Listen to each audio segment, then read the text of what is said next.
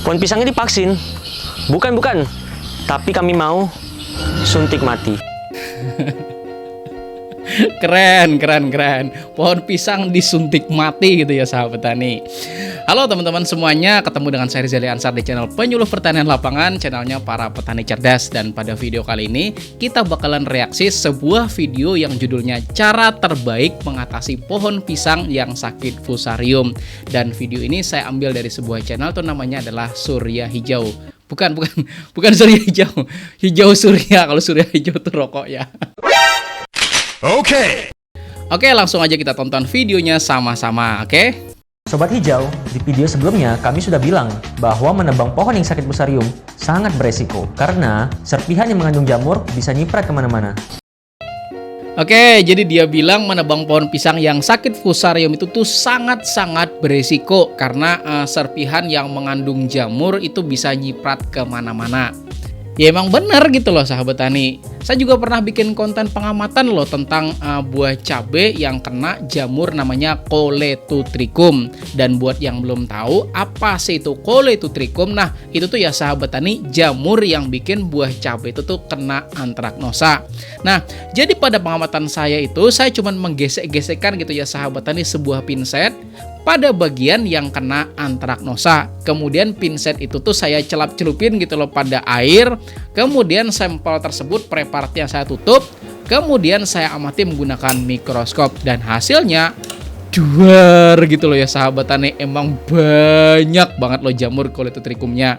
Artinya ini juga sama loh dengan tanaman pisang yang kena fusarium. Kalau bagian yang kena itu tiba-tiba nyiprat kemana-mana gitu loh. Misalnya nyiprat kena tanaman lainnya, atau bahkan lebih parahnya lagi masuk dalam sumur misalnya. Kemudian airnya tuh Anda pakai buat nyiram tanaman, maka saya yakin semua tanaman Anda bakalan hancur lebur, semuanya kena fusarium. Maka saya bilang apa yang dikatakan Mas ini tadi ya sahabat tani pada video ini tuh bener dan tepat banget gitu ya sahabat tani. Oke, kita lanjut.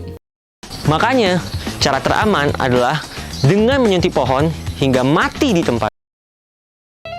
Oke, dia bilang makanya cara teraman adalah menyuntikkan pohon pisang itu sampai mati di tempat. Ya bener sih ya sahabat tani, lah daripada nularin kemana-mana ya enggak.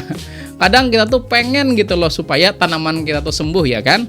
Tapi kan kita lihat dulu kira-kira memungkinkan nggak buat disembuhin. Dan saran saya hindarin lo buat ngocor atau nyiram tanamannya. Karena kalau air kocoran atau siramannya tuh ngebleber ya sahabat tani ke samping-samping, nah itu juga bisa lo nularin penyakit fusarium.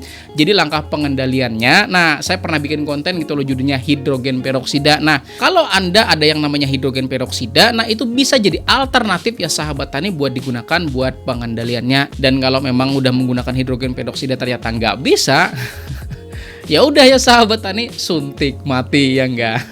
Kita lanjut. Gunakan herbisida mengandung glifosat karena lebih ampuh membunuh pohon sekaligus jamur yang tersisa. Nah, dia bilang gunakan herbisida berbahan glifosat karena selain bisa membunuh pohonnya itu sendiri, sekaligus juga jamurnya yang masih ada di dalam pohon itu juga ikut mati. Nah, ini yang menarik ya sahabat tani. Saya pernah bahas loh pada satu video tuh yang judulnya adalah reaksi EM4 ketika bertemu dengan herbisida sistemik. Dan waktu itu herbisida yang kami pakai itu berbahan aktif glifosat. Dan apa yang terjadi coba? Langsung tewas loh mikroorganismenya. Lalu kemudian pengamatan selanjutnya juga saya lakuin gitu ya sahabat tani. Jadi saya juga meneliti gimana sih kira-kira reaksi mikroorganisme yang ada pada tanah ketika bertemu sama herbisida sistemik. Dan herbisidanya sama, berbahan glifosat. Dan apa yang terjadi coba? Mending kita simak aja langsung gitu ya sahabat tani pengamatan saya, dan ini dia.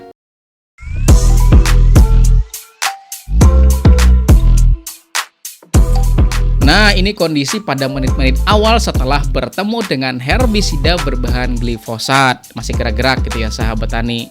Tetapi yang terjadi setelah 10 menit kemudian, tewas semuanya sahabat tani. Artinya dari sini mikroorganisme tanah juga nggak bakal tahan ketika bertemu dengan herbisida berbahan glifosat. Dan konsentrasi yang kami pakai juga sama loh pada pengamatan kedua ini dengan pengamatan yang pertama. Makanya menurut saya gitu loh, kalau dilihat dari konteks buat menghindari penyebaran penyakit, Ya, saya setuju banget kayak gitu loh metodenya dengan dibunuh menggunakan suntik mati. Meskipun saya yakin pasti banyak juga yang bilang dosa loh Pak kalau matiin tanaman. Tapi mau gimana lagi, coba namanya juga usaha ya kan, supaya fusarium itu nggak nyebar ke tanaman lain. Oke, kita lanjut. Nggak perlu jago suntik, cukup ikutin cara kami. Tusukkan injektor hingga menyentuh empulur pohon. Kemiringannya harus 45-60 derajat dan tingginya 5. Oke, stop dulu ya sahabat tani. Ini seriusan loh, menarik. Coba apa? Kenapa coba kok nyontohin pada tanaman yang masih bagus? Kan kasihan disuntik mati. 60 derajat dan tingginya 50 cm No, dari permukaan tanah. habis dimasukin tuh diputerin kemudian ditarik lagi. Itu kalau saya ngebayangin gitu ya sahabat tani, itu tuh sakit banget. Tapi saya punya cara yang lain gitu ya sahabat tani, yang lebih mudah. Gimana coba? Diputer ya enggak, dijilat dan cilupin ya enggak. Sama kayak Oreo ya enggak. Kemiringannya harus 45-60 derajat dan tingginya 50 cm dari permukaan tanah. Keluarkan injektor dengan cara menarik sambil diputar. Masukkan alat bantu, lalu suntikan herbisida dengan takaran kurang lebih 10 mili. Tunggu 3-5 minggu. Kayaknya saya yang salah. Emang udah kena fusarium deh kayak yang tanamannya. Tunggu 3-5 minggu.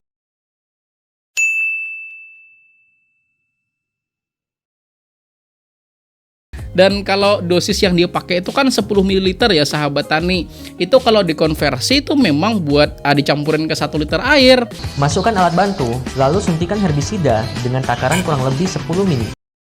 Tapi nih kalau misalnya Anda punya tanaman kayak gitu yang lebih gede misalnya, dan komposisi air pada tanaman itu juga lebih banyak, ya mungkin dosisnya bisa lebih banyak lagi atau ditambah lagi gitu ya sahabat tani. Kemudian soal lama waktunya, ya amannya emang tunggu sampai mengering gitu ya sahabat tani, biar kita juga bisa mastiin jamur yang ada pada tanaman itu sendiri juga ikut mati. Oke, terima kasih, mantap videonya ya sahabat tani. Dan sekali lagi saya ucapin terima kasih kepada Hijau Surya yang sudah bersedia videonya buat direaksi oleh penyuluh pertanian lapangan. Dan kalau sahabat tani mau subscribe, silahkan subscribe channelnya Hijau Surya. Dan kalau sahabat tani di sini punya video yang bagus banget buat direaksi gitu ya sahabat tani, maka silahkan juga lo tuliskan link videonya pada kolom komentar video ini. Nanti juga akan saya hubungi channel yang bersangkutan kayak gitu loh, mudah-mudahan mau buat videonya tuh direaksi. Dan sebelum ini saya akhiri ya sahabat tani, saya mau ingetin kepada Anda semuanya bahwa kita ini ibarat sebuah pisau, dan kalau pisau itu tajam gitu ya sahabat tani, saya yakin apa aja pasti bisa buat dipotong ya enggak.